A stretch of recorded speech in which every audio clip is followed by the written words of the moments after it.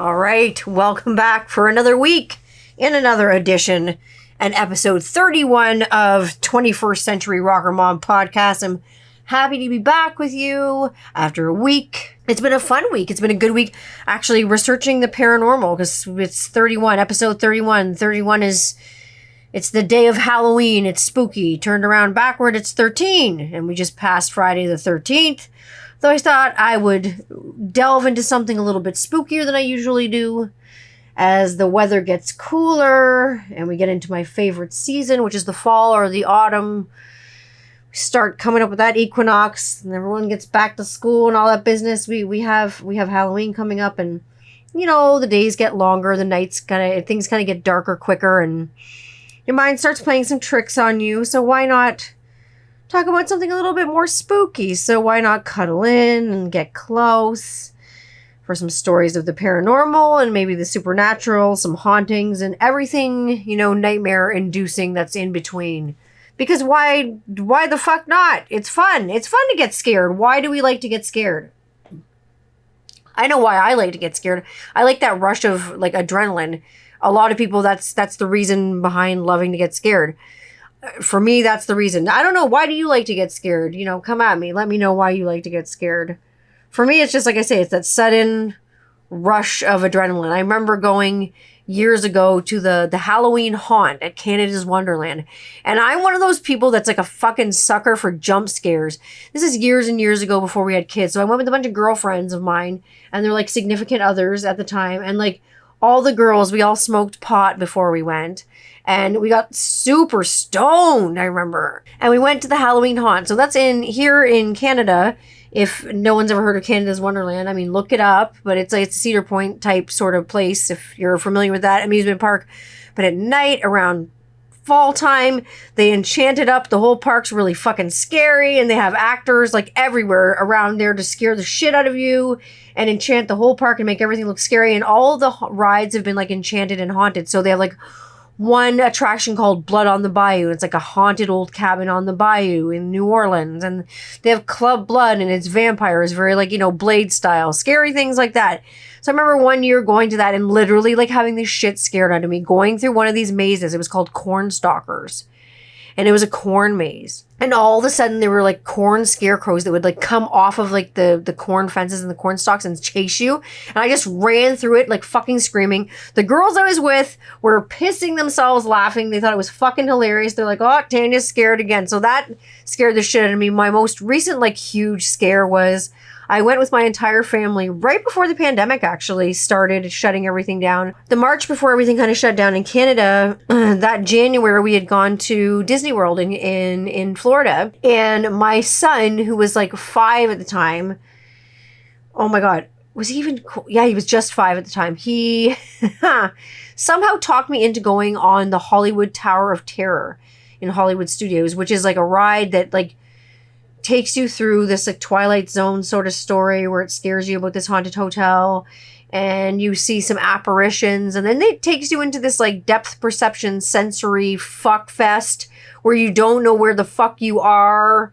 and it's just like stars all around you, and then they drop your motherfucking ass out like a million stories of windows, and then they bring you up again, and then they drop your ass again, and it's like, it's fucking horrifying. And before, like, he already went on the ride with it, like with his dad, with Rob, so like they'd gone before, and he looked a little scared when he got off, but Rob and I switched. Rob took the baby and I took our son up, and he just kind of like was calm with me the whole way, like up the elevator, like going through like Freddy Krueger's like fucking boiler room all the way up to this fucking elevator. And if you've ever been to Orlando and been to Disney World there, it's fucking scary, that Hollywood Tower of Terror. I don't give a fuck what anyone says. That shit scared me. So he brings me, we go all the way up to this elevator, and then they strap us into these seats. And he literally looks over at me, and it's just us. He's the only child on here, but he's tall. So he looks at me and just goes, "Mom?" I'm like, "Yeah." He's like, "You're screwed." I'm like, "Oh, that fills me full of confidence, young man." So they took us up, and then like when they dropped us, I thought I was going to die. Like, I screamed fuck so loud. I've never felt like such a horrible mother. Because, like, he'd never heard me scream the F word. I'm sure he'd, like, heard it in passing, maybe here and there, a few little pepperings of P's and Q's, but not... I try to keep my swearing away from my kids. That's why they're always like, can we listen to your well, the eldest one's always like, can I listen to your podcast? And I'm just like, hard no there, bucko. No, like, you can't fucking listen to it. There's no way. Sorry, bro. Like, I don't even record it when you're around. So no. The answer is fuck no. So those are some recent things that happen to be that are scary. Those things scare me. Amusement park rides scare the shit out of me. But I mean, other things that scare the shit out of me fascinate me. And this brings me to my obsession, my Amityville obsession. I am absolutely fascinated and obsessed with Amityville. I started reading the novel. I actually read the novel when I was about 13. That book, it was written by Jay Anson. It scared the living shit out of me. I remember I bought a copy of it, like a used copy at a thrift store up by my childhood cottage, and that was just outside of Bayfield, Ontario. It was $0.25. It was like 25 cents. The book looked barely used, but I mean, it smelled used. You all know what a used book smells like. It smells good. Like, I love the smell of a book. I can read whatever I want on my tablet, or I can read on, like, to have the Audible book read to me and be a lazy bitch. Sometimes you gotta be a lazy bitch when you're in the car, and you gotta just have an audiobook read to you, or I'm having one of those things or I'm listening to a podcast, because I don't want to read something while I'm in the car, obviously, because I have to fucking drive. So, but I really when I like to read the paper copy of the book. Maybe I'm just a snob like that, but I like the feel of the book. I like the smell of the book. It's an experience for me. It's sexy. I love it. This particular sexy book was 25 cents. It cost me a half of a phone call these days, if you could ever find a fucking payphone. And I delved right into it at the cottage. And I remember it was like, I finished it in the afternoon, and that night there was like a horrible fucking storm at the cottage. So like, I ate the book. Like, I couldn't have gotten through the book faster if I ate the pages and absorbed the knowledge. I liked the book so much. So I was like ready to just like talk about this to anyone who would listen. But like, I was scared shitless. I was making pencil notes in the margin because obviously, nerd alert. I have like 4 or 5 copies of this book now. I thought I had 2. I looked, and through further inspection, I found out that I have 4 or 5 copies of this book. 2 of them have copies of them have like pencil notes, like in the ledgers and like in the pages. There's little notes of things because nerd alert, that's me. I make notes in books. I have notebooks everywhere. Like I say, I'm a pen to paper girl. Even when I do podcasts, like, I've got sheets all over the fucking place. No one would know what they meant, but I do.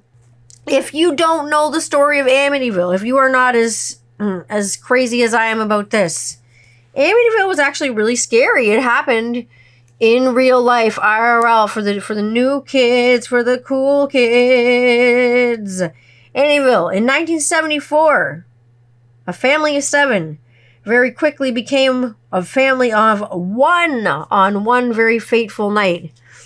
Ronald Jr. Butch DeFeo, in 1974, he would be the murderer of his entire family.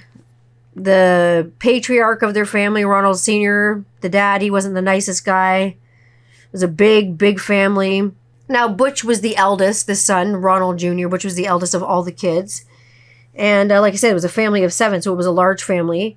And Butch started kind of drinking hard and doing a lot of dope to kind of deal with the shit that was going on with his dad and stuff at home. And there'd been rumors that he'd been violent with his own family and things like that, and kind of taking his shit out on his family. And then one night he kind of came home from a bar or something of that nature, November 13th, 1974. Rifle in hand.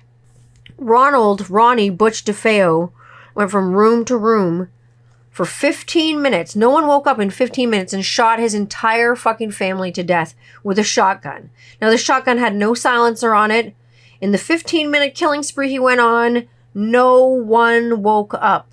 There were no signs of struggle. Everyone was face down, kind of execution style, in their bed. Reports from the neighbors were that they heard absolutely nothing.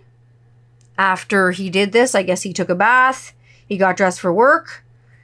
He went to work. He come back from work the next day. He kind of said, he lied to the police and kind of said, oh, the mafia, I discovered this. The mafia actually made me do this. They held a gun to my head and forced me to kill my family. But then he finally admitted, I did it. But then when he was in custody, he said something interesting, saying, once I started killing my family, I couldn't stop. It just went so fast. So in court, they kind of argued an insanity plea with him, that he was hearing voices. Who knows if that was from the drugs or if there was other things at work. But he was counted guilty with 6 counts of murder, which he's currently serving his consecutive sentences for. But just under a year after this happened with the DeFeos, high hopes, the next family came along. It was George and Kathy Lutz. They came along. 1975. And this giant Dutch colonial house. This 6-bedroom, beautiful home. I don't know if you've ever seen it, but if you got a chance to look it up, the house in Amityville, it's beautiful. It's got a boathouse. It had a heated pool, 6 bedrooms, tons of bathrooms, lots of space, big piece of property. So in the 70s, this was a huge property. Now, George and Kathy Lutz only had a, $30,000 to $40,000 budget.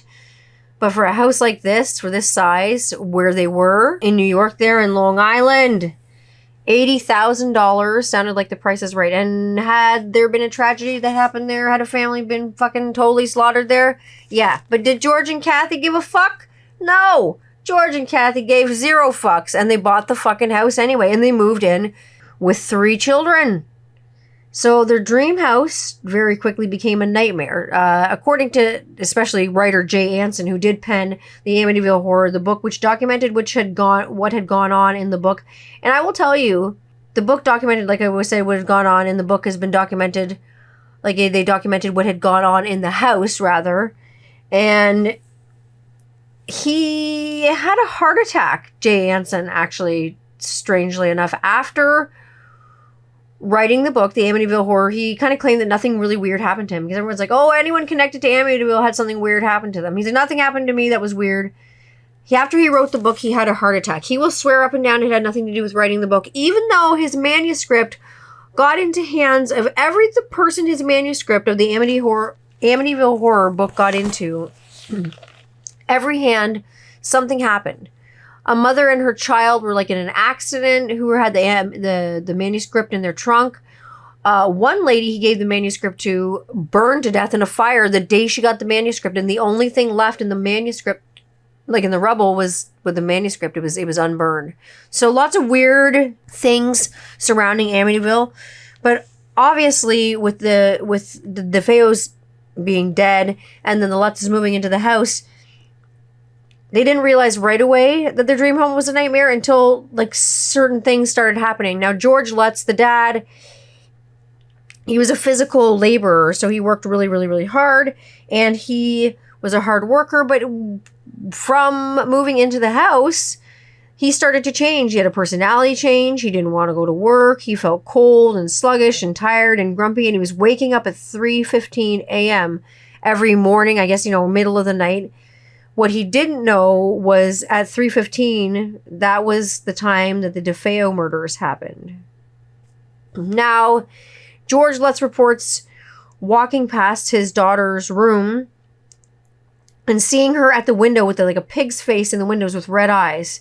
And then going to the window and being scared for his daughter and going to kind of clutch her up, and then just seeing the daughter in the bed. And then a few days later, the little girl talking about a pig that she was playing with named Jody. So he'd see his wife in the house, doors would rip off. When he'd see his wife in the house, he'd see her aging in different rooms. Hinges would fly off. Flies would be all over the window. In the middle of winter, there was a secret room. This is really interesting in the history of Amityville. Not included on the blueprints. And this was actually found out by some people we'll get to soon. The Warrens. 2 of my favorite people in the occult world. There was a secret room, and it was not on the original blueprints of the house. They never found it, but it was in the basement, and they even tried to get the dog to go down there, and it wouldn't. It was a secret room. It was painted like a blood red, and it was in the basement. It was small enough to fit 2 people very, very close together, and it had a very distinct smell. It was reported anyone who got in there had a smell about it. One of rotting flesh, people will say. Someone will say like pennies, like blood, like iron. Any priests that were involved in the house, there were many between the movies, I guess, and the book and real life accounts, priests that were involved with this got illnesses and had things happen to them. After 28 days of all this bullshit happening to them, the Lutz family literally packed up their shit and fucking left. They didn't know that they were going to be leaving their stuff behind forever, but I guess they kind of had to leave things behind forever, because when you're in a house and things are starting to harm your family, and this was their account of it, they got out. And this here started my fascination with Ed and Lorraine Warren, because it was around this time that they had got involved, and this is the first time I'd heard their names mentioned, because I was young when I started hearing about this. So Ed and Lorraine Warren, they're kind of the rock stars of the demonology world. They're self-professed demonologists. She's a bit of a medium. He works with demonology as well as the church. They both, are they hold on to their faith pretty tightly and have strong affiliations and strong ties to the spirit world and the occult. Like I say, most people know about Ed and Lorraine Warren, sadly, because of films, honestly, because of movies like Annabelle and The Conjuring and The Devil Made Me Do It and things like that. And that's why they know about those kinds of people. But the reason I know about Ed and Lorraine Warren is because of Amityville. That's when they were introduced to me in 1975, after the Lutzes fled. They were called in and they could feel presence there, and Lorraine Warren felt presences in the house. And if you haven't read the book, you really should. It is an amazing book. An amazing, amazing, amazing book. The actual stories of Ed and Lorraine Warren and the actual case files of Ed and Lorraine Warren are actually so scary, to be honest, in my opinion, that most of them couldn't be really made into books. Like The Conjuring, if you saw the movie The Conjuring, it's that movie with the noose hanging on the front of it. It's scary because it's based on a true story, and that is from case files of Ed and Lorraine Warren. And that's actually about the witch of Harrisville. So this family, the Perrin family, moved into a home that was actually known as the Arnold Estate. If you went back into family records, they moved into the Arnold Estate. And Andrea Perrin, who was actually one of the daughters of the Perrins, she was a consultant on the Conjuring film, and they had to dumb down the movie. Like even James Wan was kind of like, what can I do to get a PG-13 rating on this movie? And Warner Brothers was like, nothing. It's fucking too scary. Like it's fucking scary as fuck. And I mean, it is a scary movie, but what actually happened in real life is really scary. The house was essentially haunted. They moved into this house, and the minute they moved into this house, things started happening around the house. Things started happening to their mother. She was hurt by like a demonic possession. The children started hearing things around the house. Things started disappearing. Things started moving. There was a smell of rotting flesh in the house. The mother, Caroline Perrin, would get into excruciating pain. She'd have bruises on her body. It looked like needles poked her. She was being pinched and tormented by something. So when they went back into the history of this property and whoever kind of owned it before, it was like the Arnold Estate. And with the Arnold Estate, one of the mothers or the grandmothers, it turned out that she hung herself in the barn at 93 years old. And apparently a lot of women had hung themselves on the property in the history of the property. There were soldiers buried in the wall, apparently, on the property as well. So that's kind of scary. And probably one of the scariest things of all is that the house was actually apparently cursed. The entire property was apparently cursed by a witch, apparently named Bathsheba. Not a good witch. I'm talking like a bad witch. A really bad witch who wanted to bring death and suffering on everyone in the house, because this woman had lived in the house and she apparently had killed an infant while it was in her care. Apparently she had done something absolutely horrible to it, and something had happened to the infant in the pantry. Now she was acquitted, Bathsheba, of all these charges. Bathsheba Shaman. She was acquitted of all these charges against this infant and cruelty. However, she put a curse upon the house, They say she put a curse upon the house that anyone who lived there would suffer and die. And like I say, it wasn't a good situation there in that house. A lot of bad things went on. So, like I say, what happened in real life with a lot of the Warrens was really scary. They had some books that came out, and Ed and Lorraine Warren actually did books about like a case file books, and you can find them. They're called Ghost Tracks. They're find case files of Ed and Lorraine Warren, and they worked with a writer named Cheryl A. Wicks, and they're actually amazing. They've got some graveyard truths and ghost hunters, and there's one about a werewolf, and there's one in a dark place. I've read probably most of them to date, I would say. They're really good. Like, if you want to get in, if you like Ed and Lorraine Warren, you can check it out. You can look out, like, I know probably people saw the movie The Haunting in Connecticut. That actually, like, happened.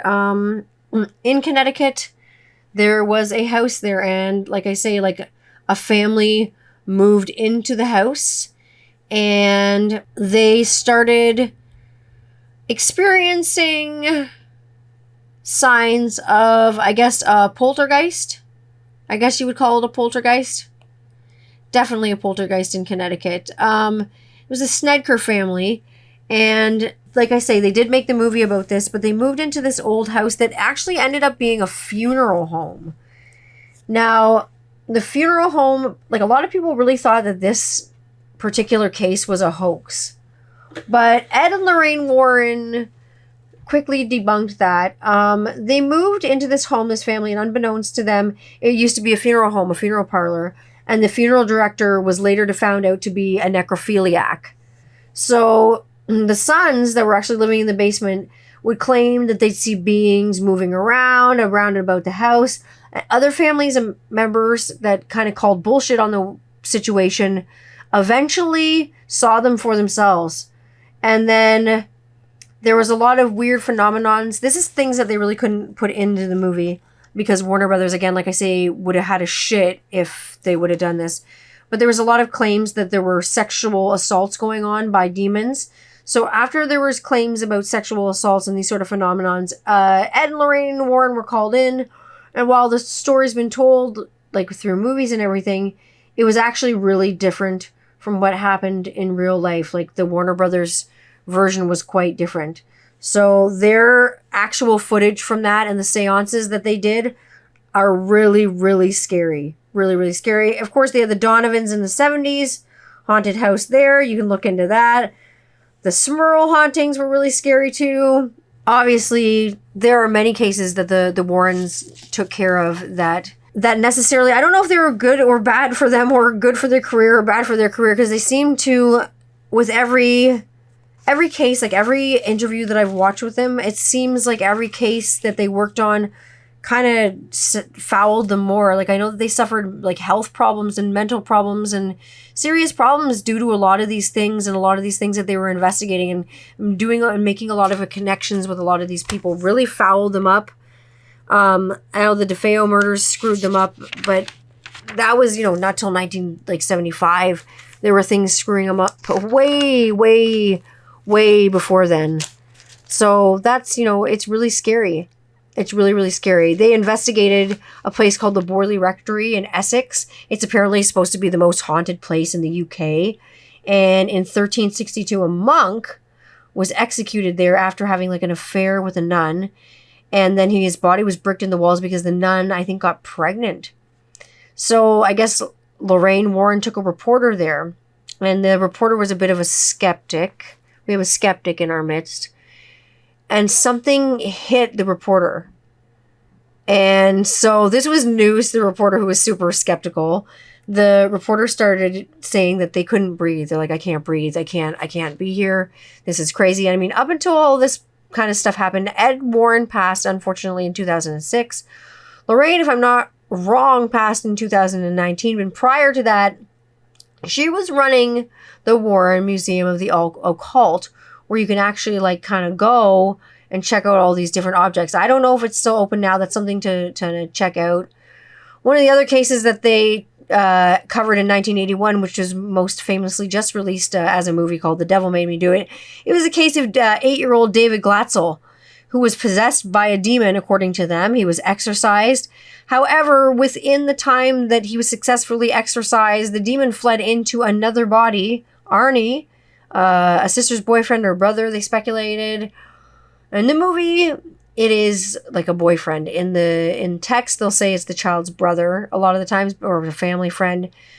So this, whatever it was, evil inhabited his body. He killed his landlord, and he was somebody else, people reported. The trial was an absolute media blitz. He got 5 years in jail for killing his landlord.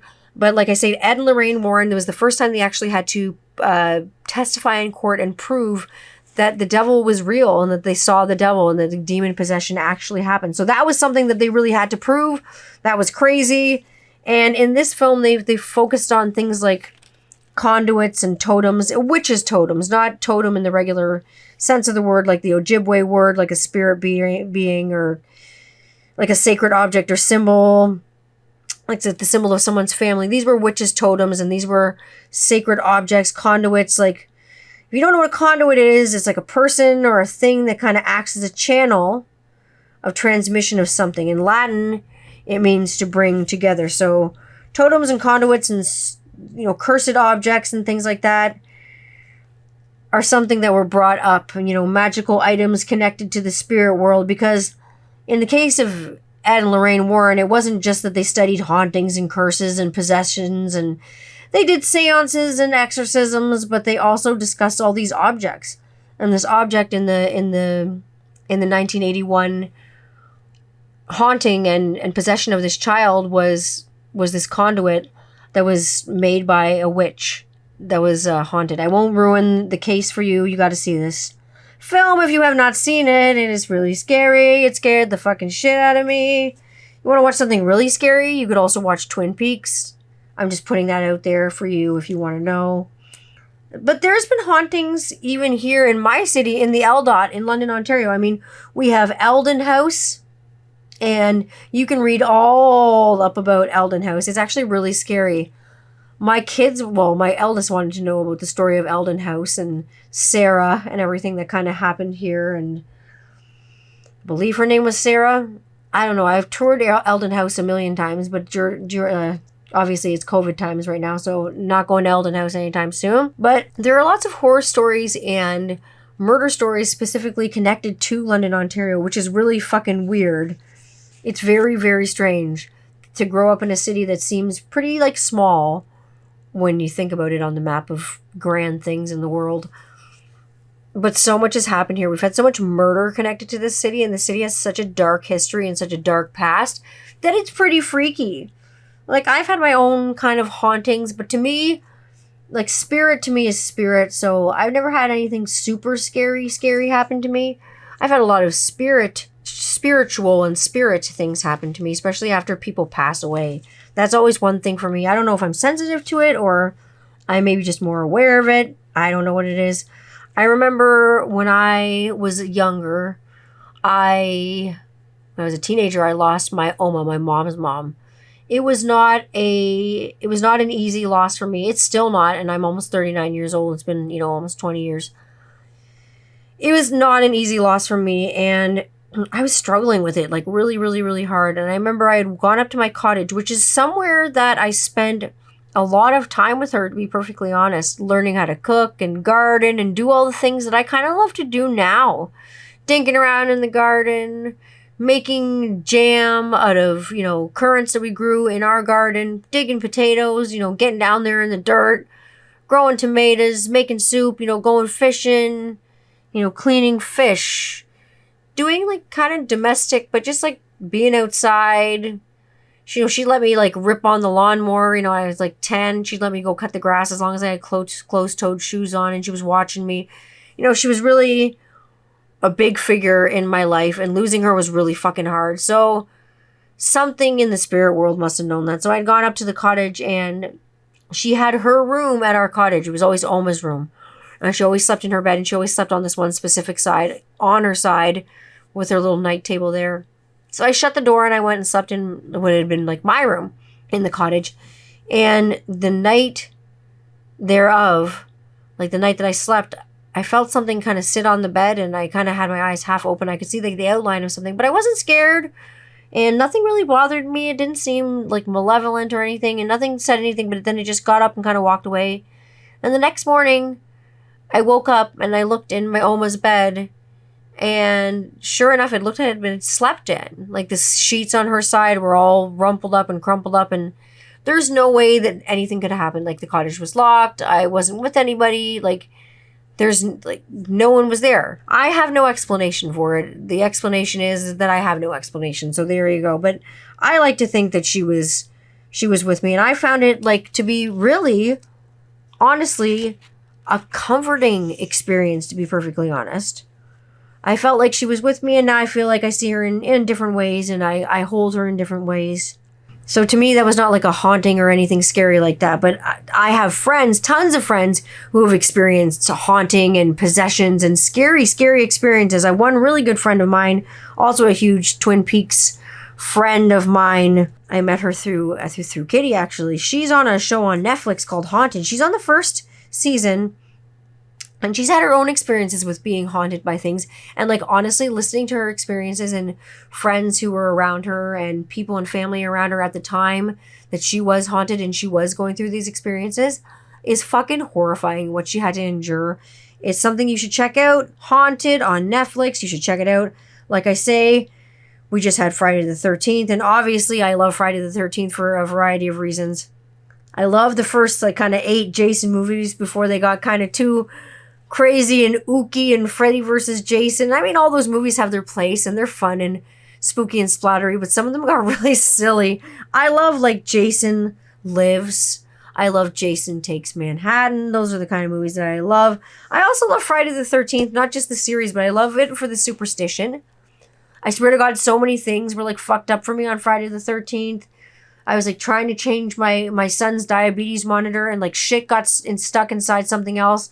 I was going to cut the grass, and then, like, rainstorm! I was, oh, fuck. Like, just everything 13Z happened yesterday. It was crazy. But, like, also, in some cultures, people think 13 is really lucky. In some cultures, it's considered to be extremely lucky. So I kind of just roll with it like it's any other day. But I celebrated in the Jason way. I watched some Jason movies. I ate my face off. And I eventually passed out from a food coma, but it was totally worth it watching the Jason movies and all the fun stuff that comes along with Camp Crystal Lake and Camp Blood. And we watched the first one. I watched Jason Lives. I don't even know what else I watched. There was a lot going on for Friday the 13th. Now, I will tell you, there is one thing I'm afraid of. I'm not too afraid of, the Jason movies or anything like that. I am afraid, though, of Ouija boards. Not too long ago, a day or two ago, I put in my questions in my stories, my Instagram stories, if anyone had ever used a Ouija board. And now a lot of people look at a Ouija board as, like, a game that they sell at Toys R Us. But I'd take the Ouija board, like, really fucking seriously, okay? Like, super fucking seriously. Like, we had a Ouija board at my cottage. I would not sleep in the cottage if the Ouija board was there. Like, I would make my mom, like, put it out in the shed, and I'd be like, fuck that. I'm not sleeping with that fucking Ouija board around me. Keep it away from me. I don't like it. It scares the shit out of me. On my poll, it was, like, 27% of people said they had, yes, they had used one. And the 73% of people said, or whatever the other number is, 27? Yeah, 27 and 73. 73% said no, they hadn't used one. And 27% said yes, they had used one. Sorry. That was the actual statistic. Now that the poll's been up for a few days, it's a little bit more balanced. It's getting closer to 50-50, but more on the side of people who have not used one. It was only like 55% of people who have used a Ouija board. Because to me personally, I don't want to go fucking around with shit in the spirit world that I don't know what it fucking is. I have had my own personal experiences with Ouija boards. That is why I don't use them. That is why I don't think they're a toy. I will not buy one for my children at Toys R Us. Because fuck that. I don't want to be conjuring up some bullshit. I've seen all the Ouija movies. They fucking scare me, man. That shit is scary. I believe that Ouija boards can be, at some point, if used improperly and disrespectfully, like a portal to something you probably don't want to fuck with. So, yeah, that Ouija boards, yeah, that's not my jam. I've had a good week, again, catching up with people that I haven't had a chance to catch up with in a while, just ranting and raving and hooting and hollering, having a good time, all on the phone because, COVID. But my friends are all over the world, so I'm sending postcards fucking like everywhere this week. They're going all over the place, from like down under to up north. Like they're literally going fucking everywhere. They're going from Europe to Japan to to China to England to America. Lots of places. They're going, I mean, some are going, down the road, but places are going, the postcards are going like hotcakes. Like, again, if you want a postcard, send me your address, DM me. I'm not going to send you my address, and you won't get a return address because that's just weird, but I will happily send you a postcard to you, or a P.O. box if you think it's weird that I need your address. But if you want a postcard, I gotta have your address. I'm not gonna come see you. Trust me. I don't like people that much. I will not be at your fucking doorstep. But you will have something in your mailbox from me. I have been talking to my friends, like I say, and we were talking about going on tour and what touring was like when we toured, and sometimes, roughing it and, sleeping in different hotel rooms and sharing hotel rooms with other people. And when you do share hotel rooms with other people, it's impossible to ignore things that are going on, like bodily functions. Like if someone's got to take a shit, it's gonna happen. And everyone in the hotel room's gonna smell it. But today, I got a question. I have a question for kids today in their paper mache. I have a question for the kids today. Tell me if you know what this is. What is the courtesy flush? Does everyone, I know everyone my age probably knows what the fuck this is. Everyone who is not my age, who doesn't know what the courtesy flush is, probably knows what like Poo-Pourri or Just a Drop or whatever those shit sprays are that they have now. Poo-Pourri is the spray, you shit it and you put it in the toilet before you go poo. You drop your little devil's donuts or whatever they call it off at the pool. And the stink cannot permeate the water. The bathroom doesn't smell like shit. No one knows you just did the shitty deed in there, and you're safe. Your shit secrets are safe. But when you're on like tour with a bunch of people, or you're sharing a room with a bunch of people, you're going to a concert or something, and you're like sharing a hotel room with like, 3 other people, like someone's going to take a shit and it's going to make that hotel room smell like shit. So what is the courtesy flush? The courtesy flush is when you sit down and while shitting, you start flushing when it comes out.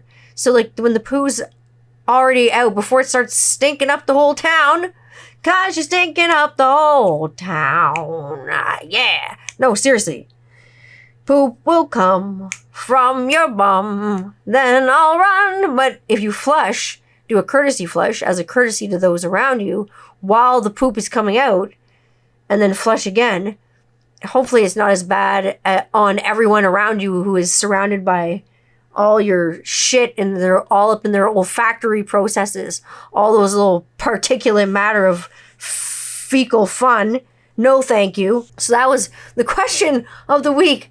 We were talking about the courtesy flush and literally laughing our asses off, being like, I don't think there are a lot of people left who know what the courtesy flush is. So that's what the courtesy flush is. So, I mean, fucking know it, do it.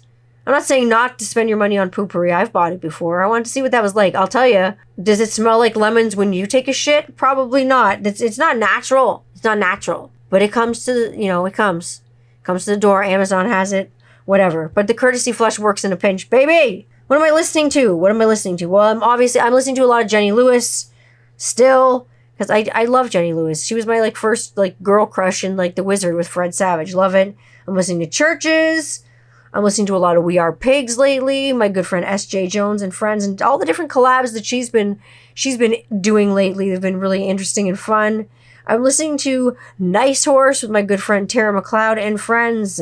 It's always fun and interesting and odd to end up listening to your friends' bands, but it's just like the inevitable with already being. I feel like I've been to bed with everybody in a band way, not in a sex way, in the nicest way possible. Like I said, it's like Southwestern Ontario's biggest clusterfuck is the music scene. We've all been in each other's bands and we all play for each other and we all sit in for each other. It's like a big old family. It's a band family. But yeah, listening to that stuff. I've been watching a lot of documentaries, and as far as watching things go, things have gone from sciencey and mushroom documentaries Super good mushroom documentary on, like I said, on Netflix. I talked about it a little bit on my Instagram. It's really good. But the content now is getting darker as September approaches and October is around the corner. Darker content also calls for darker coffee. I am getting coffee from this company here. They're just down the street. They're called Deadly Grounds Coffee Canada. You can find them on Instagram. They're on Deadly Grounds Canada. I've posted about them on Instagram before. They have some great like horror themed coffees with some really fun art. I'm drinking 1 cup a day right now. Otherwise, it is a one-way ticket to fucking anxiety hell and back. They're really good, made in small batches, roasted really well. They're tasty. They're mostly medium roasts. I'm like drinking one right now called Griselda's Cauldron. Griselda, as you know, horror theme. We're talking about scary things today. Hilarious House of Frightenstein. Billy Van. Vincent Price. Made in Canada, The Hilarious House of Frightenstein. Shot very cheaply down the road, actually. I think in Chatham, I want to say. But I could be wrong. Maybe Hamilton. But again, beautiful. I've been having Griselda's Cauldron. It's like a creme brulee flavor. It's been lovely. I also ordered one that was like a Krampus flavor. It's like a spiced eggnog. Why am I drinking it in August? Because it's Christmas in August. I don't give a fuck. It can be Christmas whenever you want if you want to drink it over ice. Then I got a toxic biscotti sort of flavor. It's like a caramel biscotti. It's fantastic. I've had their Scream Egg, which comes around Easter. It's like a cream egg, like a take on a cream egg. And I've also had their Snickerdoodle, or it's like a Snickerdoodle one. It's got like a zombie girl ripping off someone's head on the front of it. It's great. It's great. It's good too. I like it. But these 3 flavors specifically that I ordered were really, really good. I really like them. Drinking their coffee. Other than that, what else am I drinking? I've been drinking some mushroom teas, not funny mushrooms. I'm serious. I cannot jive with those. If you want to do them, cool. I don't judge. But I can't take hallucinogenic mushrooms. I don't do that. That scares the shit out of me. I don't drink alcohol. Like I say, I take that CBD oil and I put some CBDs in my bath and I drink those drinks. But mushrooms, unless they're the eating kind that... or like medicinal, not magical. Those ones just make you trip out and shit your pants. So hallucinogenic mushrooms are just like not for me. I feel like it fouls up my mind. It's an ego fuck. They give you anxiety. I did them when I was a teenager and they really fucked me up. So I've been drinking these mushroom teas from this shop called the New Age that again is up the road in kind of St. Thomas, Ontario. They're like a big foraging wild situation there. They got all kinds of different mushrooms, reishi, lion's mane, different cordyceps, chaga, you name it. I'm drinking lots of mushroom-based coffees and dandelion-based coffees. I find they've been better for me. I've been more chill because truly and honestly, caffeine gives me a little bit of a panic attack. And for someone who already can't sleep, what the fuck? You know, it's not good. This week, I'm going to attempt to recreate the famous vegan Big Mac Candler that made me fucking fall over. That burger, like the night that I need to sleep, I'm not going to take anything to try to go to sleep. I'm just going to make this burger and I'm going to fall the fuck over. So good. Beyond meat. Like I say, I'm going to make, if there's enough asking for it, I will make a tutorial on how to make this fucking burger because it's crazy. It's so good and it's so easy to make and it's vegan. If that floats your boat, you can do it with beef if it doesn't float your boat. If you don't do vegan and you do meat, just swap out the Beyond Meat like ground shit that I'm using and put in some ground beef or use ground turkey or use what you got. Use mashed potatoes. I don't give a fuck. Do what you gotta do. I'm planning a return to Mystery Falls and the Ossable Conservation Area's summer quickly turns into fall, my favorite season. The pumpkin spice bitch is coming out. I'm that bitch too. I know some of my bitches already got their pumpkin spice on. I'm not going to judge. I'm that bitch also. I fucking love pumpkin spice. Am I going to put it in my coffee and all the things? Yes, I fucking am because pumpkin spice season is coming. Time to put on the sweaters and stuff. I know summer's still here and I'm still soaking up every moment of it that I can. Beachiness and gardenness and grass and fun. But I love the fall and I think it's nice. It's more campfires for me and more fun things with the kids. There's more fun things to do. I think, honestly. I don't mind that school's starting Doing homeschool again this year, which is no skin off my banana. I freaking love it. I've got a straight A student all across the board. Parents bitch about homeschool. It may not be your, bag, but it works here with me being at home with the children. It works awesome. So homeschooling for full time for this year. Class will be in session. School will not be out forever. I finished 2 more songs. That's fucking something. So that's cool. So maybe a 10-song album is actually what's going to happen, like a little EP. Instead of, these one-off me just releasing a single. I don't know what I'm going to do yet. Maybe I'll just release a single and see where that goes, and then maybe go try to go do a 10-song EP. I don't want to get too advantageous or crazy, because when you try to do, too much and you bite off more than you can chew, that's what fucks, your productivity. Just do your little baby steps. Baby steps to make the music. Do a Bob Wiley. Do your baby steps. Come on, Dr. Leo Marvin, you goddamn son of a bitch. Me and Gil just want to take our baby steps, just do little songs at a time. Little small pocket concerts just for you. But I think a 10-album song, or a 10-song album rather, I think that's doable. I think that's a good aim. People keep asking me about genre, do. And my answer is bum, bum, bum, boom. I don't know. My guess is as good as yours. I don't really know where it will fit in. Like me, I don't really want to put it in a box, just like I don't like to be put in a fucking box. It will be what it is, and either you'll love it or you'll hate it, and then there might be an in the middle. But I think with music, there's mostly it's a black and white sort of idea with people. There's not a lot of in the middle. There's not a lot of gray area. It's either you like it or you don't, and there's nothing wrong with that. You like what you like. There's nothing fucking wrong with that at all. So why not keep doing the things that you like? Like I say, I watched some great horror movies. I did watch and rewatch all the Conjuring movies and the Annabelle movies and different things like that, and fun demonology movies. And Rob and I got to kind of cuddle up, and I got to be a scared little jerk and cuddle up for research. Why not cuddle up for research? I can't complain. I get to have my snuggle buddy. I get to have the shit scared out of me, which I love. I get to talk about the paranormal. It's not horrible. More spooky episodes are going to be coming. I think that I'm going to continue the episode that we had on cults before and talk about a few other cults and a few more of my experiences in the crazy darkness and the crazy things that happened to me, because you got to know. I got to talk about this. This is great. This is great to talk about. It's good for you to know. Don't join a cult. It's not good. It's just not good. It's not good for you. So I hope everyone's going to enjoy the rest of their weekend, whatever's left of it. Go into Monday with that attitude, that Monday mindset, you're going to kick this week in the fucking face. Kick it in the face, kick it in the balls, kick it in the box, kick it in the ass. I don't care where you kick it, just kick it and kick it. Kick it this week. Make sure this week is fucking kicking. Kicking. You know where I'm going to be this week? I'm going to be on my socials, as usual. Probably doing weird shit. My Instagram, you can always find me on Instagram at 21st Century Rocker Mom. I will be there. Or be square. Generally not square. You can find me at Twitter. Tweeting on Twitter, if I'm not banned, at Tanny Candler. Every streaming site you possibly can find me on, I am on. If you just go to the link in my bio to Anchor, you can get me off Anchor, but I'm on Google Podcasts, Apple Podcasts. Find me or I will find you. Or you could do the smart thing like all the smart people do and subscribe to the YouTube channel, because you never know what's going to pop up on Tanny Candler channel on YouTube. Just click subscribe. You'll get notifications. And when I drop things are live. Sometimes when things come live, I will pop into the chat from time to time. If I'm sitting there on a Sunday and something is going live and I've got my phone with me, I will from time to time pop into the chat. So that is always a good reason to subscribe to YouTube.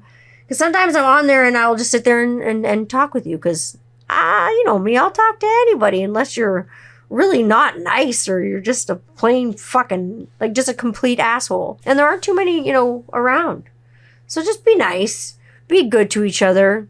Don't start shit. I got some beard oil coming this week. I'm really excited for Woolly Wizard beard oil this week. I haven't played roulette in a million years, and I feel horrible because I've been working my fucking balls off writing and getting ready for different series and things that are going on. And, life gets busy, but looking forward to going to roulette back in the fall, because obviously I can get back in the fall because things will slow down Kids will be going to bed earlier. It's not summertime. I can do things at, 9 o'clock at night. Woolly Wizard Roulette if you want to check that on the internet. I always drop that on my socials, but I'm waiting for some beard oils and some soaps to come this week. I'm actually excited for, local product, which I'm always excited for.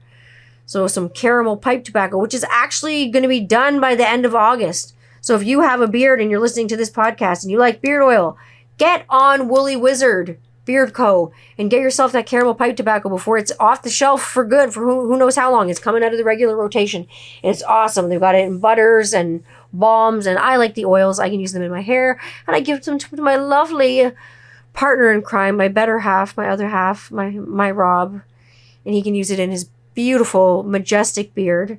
And then obviously B-Sides candles and such are going to deliver me some soaps and some body butter, which I'm excited to do. And I'm going to drop some bread, I think, for my good friends, because I love those folks. And I love sharing bread with my loves and my friends and neighbors, even though, we're across the city from each other, closer than we are now that we moved to this cottage in the woods. It's quiet as fuck here. Like, I swear to God, I don't hear a fucking thing except goddamn crickets at night. It's beautiful. I'm calmer. I'm happier. All in all, it was a good move for everybody. The kids fucking love it. I hope you are loving what you're doing. I hope you're loving your day. I hope you're loving this podcast. And like I say, I hope you're subscribing. Click to subscribe. You'll find things happening faster than I can keep up with them on social. So yeah, they come up on the YouTube channel. You get a little notification. You get a little bell that things are happening. Like I say, doing some streams coming up in the fall with some of my bearded friends about a few different subjects, and obviously focusing on the music. A new piano is coming this week, so that's something to be really excited about. So piano songs and different things coming. Stay tuned, but more spooky things coming down the fucking pipe. I can't wait to just delve into my weirdness even deeper than I'm already delved into it. And let's get even weirder together. I love you all. Have the most wonderful week. Thanks again for listening. Again, if you want a postcard, DM me with your address and I will send kindness mail to you. Toot sweet. I don't care where you live. I will get you a piece of mail. All right. I love you all. Thank you for listening. I will see you next week. I'll see you on the flip. Flippity flop. Bye.